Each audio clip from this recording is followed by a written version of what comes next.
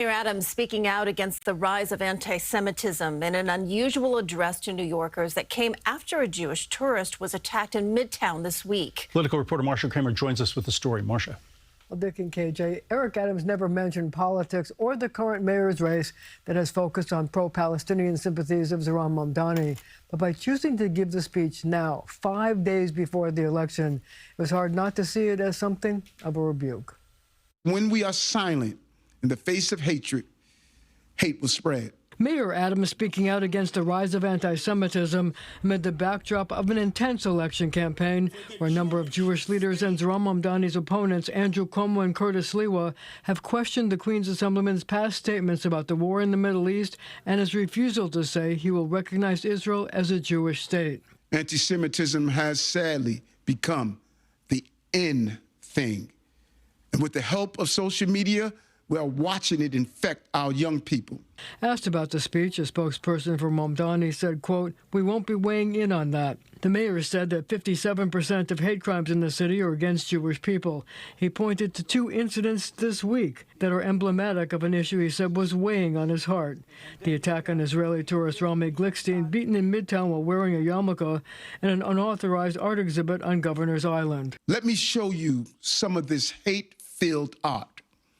Putting a Jewish star on the robe of a Klansman, equating Zionism with Nazism and fascism, stating that you are a Hamas lover, and saying that Israel's very existence is beyond the pale. The mayor has given numerous speeches against anti-Semitism during his term in office, always emphasizing his close connection to Israel and the Jewish people.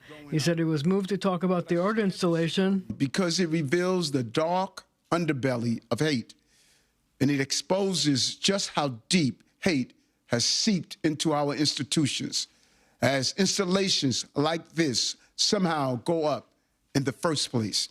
It is also a stark reminder of what happens when ignorance and bigotry combine. Now, the speech was unusual because it came just a short time after he campaigned in Harlem with Andrew Cuomo, where a number of Muslim leaders endorsed the former governor. The mayor notified the press about 15 minutes before he spoke. All right. Thank you, Marcia. And with just 5 days to go, here is the latest on the race for New York City mayor. 2 new polls have Zohran Mamdani with a double-digit lead. Curtis Lewa took the subway again to make his case to New Yorkers. Andrew Cuomo stood with Muslim faith leaders and Mayor Adams in a show of support. And Mamdani spent the day at a sip and paint with seniors in Brooklyn. He says despite the positive polls, his team is not taking anything for granted. More than halfway through the early voting period, turnout does remain high. As of Wednesday night, more than 372,000 New Yorkers have voted. And one of the biggest concerns for voters for this election season is public safety. We sat down with a group of 8 voters to find out what plays a role in who they voted for.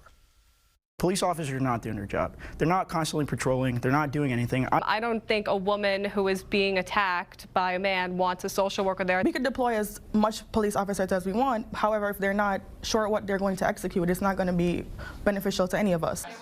We have part 2 of our series, Voices of the Voters, ahead at 5:30. And for more on the candidates, who's endorsed them, and where you can vote, head over to cbsnewyork.com.